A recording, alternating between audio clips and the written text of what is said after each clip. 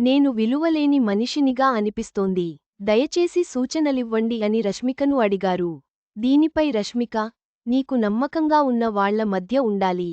ఈ రోజు కూడా గడిచిపోతుంది అని నమ్మాలి. అదే పనిని రేపు, ఎల్లుండీ కొనసాగించాలి. ఆ తరువాత నీకే అర్థం అవుతుంది. నీవు ఎదుగుతున్నావు అని, కష్టాలని సమర్థవంతంగా ఎదుర్కొంటున్నావు అని. ఆ తర్వాత నీ శక్తిని చూసి నీకే గర్వంగా అనిపిస్తుంది అంటూ రష్మిక ఎమోషనల్గా అభిమానికి సమాధానం ఇచ్చింది.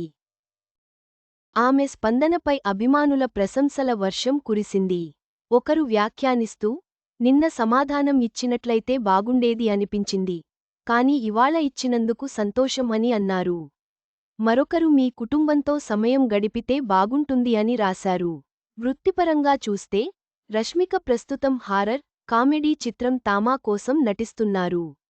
ఈ చిత్రంలో ఆయుష్మాన్ ఖురానాతో కలిసి నటిస్తున్నారు.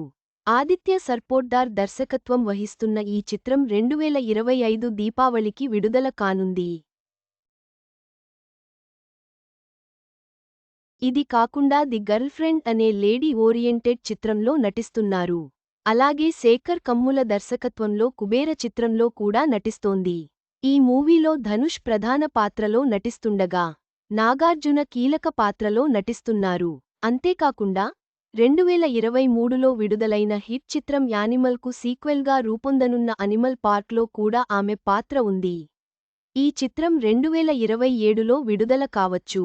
రష్మిక పర్సనల్ జీవితం, ప్రొఫెషనల్ కెరీర్ రెండూ అభిమానులకు స్ఫూర్తిగా నిలుస్తున్నాయి.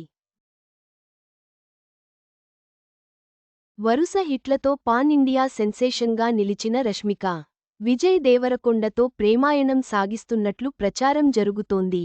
రష్మిక మందన్న సమాధానం అనేక మంది అభిమానులకు ధైర్యాన్నిచ్చింది. ఆమె సినిమా కెరీర్లోనూ, వ్యక్తిగత జీవితంలోనూ సాధిస్తున్న విజయాలు ప్రేరణాదాయకం.